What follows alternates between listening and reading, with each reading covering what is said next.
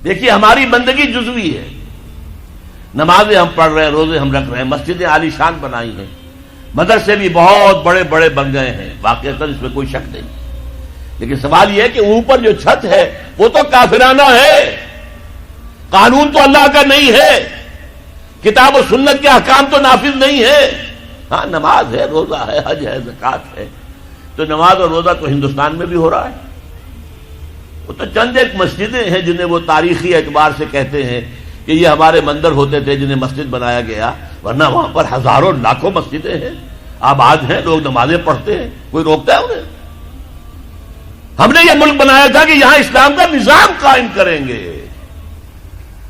نماز تو آپ امریکہ میں جا کر پڑھیے، امریکہ کو کوئی اعتراض ہی نہیں۔ You have come here, you have purchased synagogues and churches and you have turned them into mosques. ہم نے کوئی اعتراض نہیں کیا، تم نے چرچ خریدے، تم نے سینیگوگز خرید لیے جو یہودیوں کی عبادت گاہیں ہوتی ہیں، اور انہیں مسجد بنا لیا، ہم نے کوئی اعتراض نہیں کیا، we never objected۔ لیکن تم کہو کہ اسلام کا نظام ہم قائم کریں گے، نہیں کرنے دیں گے تمہیں کبھی بھی۔ تم چاہو کہ تم اسلام کا معاشی نظام قائم کرو، کبھی اجازت نہیں دیں گے۔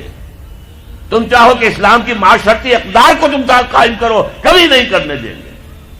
یہ ہے اس وقت جو ہمارے ساتھ پیش آ رہا ہے معاملہ، پورا مغرب اس پر اڑا ہوا ہے، اسلامی نظام کہیں نہیں آنے دیں گے۔ ہاں نمازیں پڑھو، ہمیں کوئی اعتراض نہیں، روزے رکھو، تم روزے 30 کی بجائے 100 رکھو، ہمارا کیا لیتے ہو؟ تمہاری کمزوری ہو جائے گی، ہم تو تمہیں لیبر اسی وقت دیں گے جب پورے 8 گھنٹے کام کرو گے ڈٹ کر، اس میں کوئی رعایت نہیں کریں گے تمہارے ساتھ۔ بہرحال سوال یہ ہے کہ میں کیا کروں، کوئی راستہ ہے؟ دیکھیے کنویں میں، اب آج کل تو وہ کنویں اس طرح کے ہیں نہیں، دیہات میں تو ہے، کنویں میں کتا گر گیا، بلی گر گئی، مردار ہے کنویں کے اندر، کنویں کا پانی حرام ہو گیا، نجس ہو گیا، لیکن آخر کو راستہ تو ہے نا بھائی، اتنا پہلے تو اس کتے کو یا اس بلی کی لاش کو نکال کے باہر پھینکو، اور پھر اتنے ڈول اور نکال کر باہر پھینک دو، پھر وہ پانی صاف ہے۔ اس کا کیا نام ہے؟ کفارہ۔ اسی طرح رمضان کا روزہ تھا، آپ سے صبر نہیں کیا گیا، اپنی بیوی سے ہم بستری کر بیٹھے دوپہر کے وقت، روزہ ٹوٹ گیا، اب کیا ہے؟ اس کی گناہ کی کوئی بدل بھی ہے؟ ہاں ہے، 60 روزے رکھو اب متواتر پے بپے، 60 روزے، تب کفارہ ہوگا اس گناہ کا، تم نے فرض روزہ توڑ دیا۔ ہاں اگر نفلی روزہ تھا تو توڑ دیا تو صرف اس کی قضا دینی ہوگی بس، فرض روزہ اسے توڑ دیا ہے تو اس کے لیے تو 2 مہینے کے 60 روزے پے بپے رکھنے پڑیں۔ تو اب ہم جو کفر کے تحت زندگی گزار رہے ہیں، اور اس اعتبار سے اللہ کی نگاہ میں ہم کافر ہیں، لیکن سوال یہ ہے کہ جائیں تو کہاں جائیں، کریں تو کیا کریں؟ نظام کفر کا ہے، قرآن کہتا ہے وَمَن لَّمْ يَحْكُم بِمَا أَنزَلَ اللَّهُ فَأُولَٰئِكَ هُمُ الْكَافِرُونَ۔ جو لوگ قرآن کی، اللہ کی اتاری ہوئی شریعت کے مطابق فیصلے نہیں کرتے، وہی تو کافر ہے۔ کافر کسے کہتے ہیں؟ اقبال نے کہا نا، بتوں سے تجھ کو امیدیں، خدا سے نو امیدی، مجھے بتا تو صحیح اور کافری کیا ہے؟ تمہاری ساری امیدیں امریکہ کے ساتھ وابستہ ہیں، وہ مسئلہ طے کرا دے، وہ یہ کرا دے، وہ کرا دے، وہ معاملہ ہمارا، وہی تو سب سے بڑا چور وہی ہے، سب سے بڑا ڈاکو وہی ہے، سب سے بڑا اسلام کا مخالف وہی ہے، اور اسی کے پاس ہم جاتے ہیں۔ قرآن کا فتویٰ تو یہ کہ تم کافر ہو۔ ہاں انفرادی طور پر تم مسلمان ہو، اجتماعی طور پر قومی سطح پر تم کافر ہو۔ وَمَن لَّمْ يَحْكُم بِمَا أَنزَلَ اللَّهُ فَأُولَٰئِكَ هُمُ الْكَافِرُونَ۔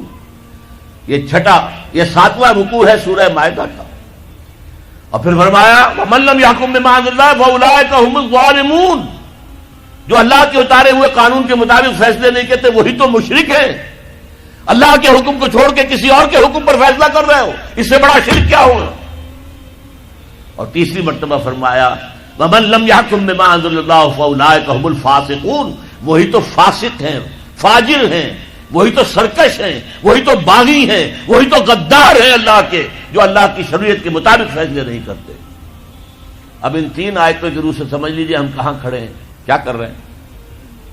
دیکھیے میں آپ کو ایک مثال دیتا ہوں، ہماری آبادی کا میں سمجھتا ہوں اکثریت تو وہ ہے جو نماز روزے کے لیے پابند نہیں ہے. ان چیزوں کا چرچا شہروں میں زیادہ، دیہات میں بہت کم رہ گیا، بہت کم، بہت کم. اور ہماری 70% آبادی دیہات کے اندر ہے.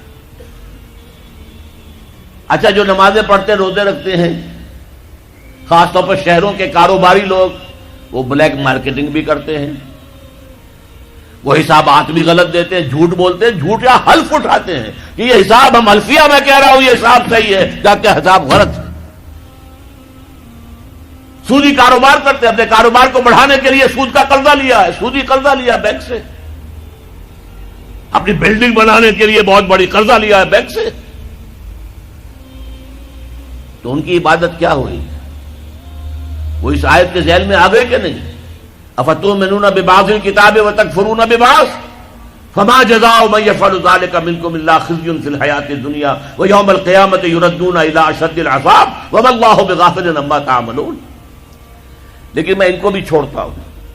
فرض کیجئے ایک شخص ہے، نماز پڑھتا ہے پوری 5 وقتہ مسجد میں، رمضان کے روزے رکھتا ہے، اور بھی اللہ توفیق دیتا ہے ایام 20 کے روزے رکھ لیتا ہے، یا ہفتے میں 2 روزے رکھتا ہے، سوموار کے اور جمعرات کے وغیرہ، زکوٰۃ دیتا ہے، کاروبار بھی سارے حلال کر رہا، حرام نہیں کر رہا، سود میں بھی براہ راست ملوث نہیں ہے، نہ پیسہ سود پہ اوپر بینک میں رکھ کر سود کھایا، نہ سود پر قرضہ لے کر کوئی اپنا کاروبار بڑھایا، نہ کوئی اپنا کارخانہ لگایا، نہ کوئی اپنے بلڈنگ اونچی بنائی.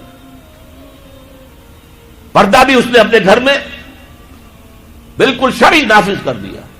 وہ اس پورے اسلام پر کاربند ہے جس میں وہ کاربند ہو سکتا ہے اس وقت، لیکن وہ اس قوم کا فرد ہے جو قوم اللہ کے فتوے کے مطابق کافر قوم ہے،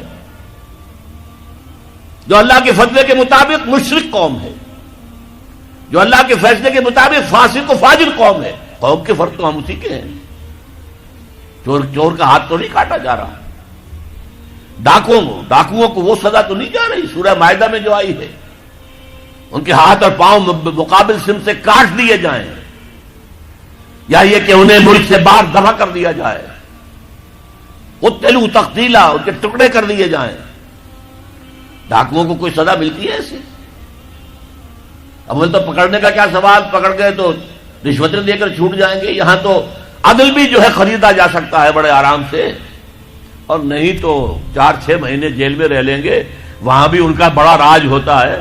جو ڈاکو ہوں ان کے اندر ان کی تو ہیبت ہوتی ہے، جیل کے صدری خود ان سے ڈرتے ہیں، ساری چیزیں حرام ان کے پاس وہاں بھی پہنچتی ہیں، جیل کے اندر نکل آئیں گے. اللہ اللہ خیر اللہ. کہیں شرعی سزا دی گئی کسی ڈاکو کو؟ یہاں ابھی تو یہ بڑی بحثیں چل رہی ہیں. حدود قوانین جو بنائے گئے تھے وہ بڑی جلدی میں بنائے گئے تھے، کچھ خلا اس میں رہ گئے ہیں، لیکن اصل میں جو لوگ شور مچا رہے ہیں وہ ہیں جو کہتے ہیں کہ یہ اسلامی سزائیں وحشیانہ ہیں. بے نظیر بھٹو کا کہنا ہے یہ وحشیانہ سزائیں ہیں، اللہ کی دی ہوئی سزائیں وحشیانہ ہیں. معاذ اللہ ثم معاذ اللہ ثم معاذ اللہ کلمہ کفر ہے.